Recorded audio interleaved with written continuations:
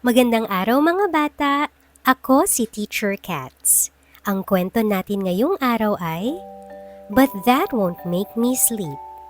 Kwento ni Annie Pacanya Lumbaw at nilarawan ni Liza Flores. Dumating ang gabi kasama ang banig ng mga tala at ang buwang tila lampara. Oras na para matulog, sabi ni nanay, pero gising na gising pa rin si Maya sa kanyang silid. Nanay, paano po ako makakatulog ngayong gabi? Tanong ni Maya. Kung tapos ka ng maghilamos at magsipilyo, ihihiga na kita sa iyong kama kasama ang makinis mong kumot, malambot na unan at mayayakap na laruan. Sagot ni nanay. Pero hindi pa rin po ako makakatulog niyan, sabi ni Maya. Pwede kitang basahan ng isa pang kwento kung gusto mo, sabi ni nanay. Pero hindi pa rin po ako makakatulog niyan.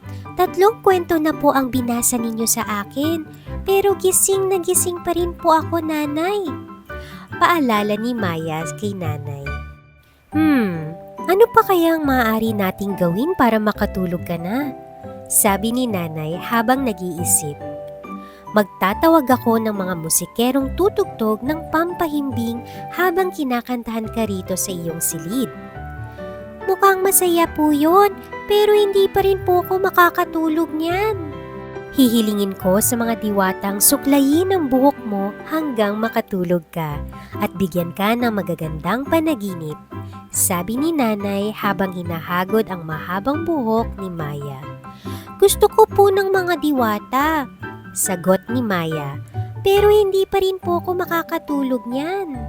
Ihihiga kita sa ating duyan at hihilingin ko kay Ginoong Hangin na umihip ng marahan para antukin ka na't makatulog, sabi ni nanay. Pero hindi pa rin po ako makakatulog niyan, hagikik ni Maya.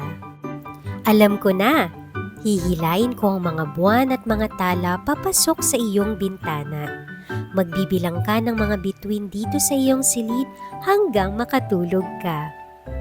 Namilog ang mata ni Maya katulad ng buwan kapag kabilugan at nagliwanag sa tuwa. Pero, hindi pa rin po ako makakatulog niyan. Nang biglang may tumawag na malalim na boses. Maya! Maya! Nandito na si tatay! Tatay, nakauwi ka na! Buntong hininga ni Maya habang yakap si tatay. Alam ni nanay na wala nang pipigil pa sa pagtulog ni Maya sa gabing ito. Hinihintay lang pala ni Maya na makauwi si tatay mula sa trabaho. Good night! Sabi ni Maya sa wakas. Habang hinahagan at mahigpit siyang yakap-yakap ni nanay at tatay.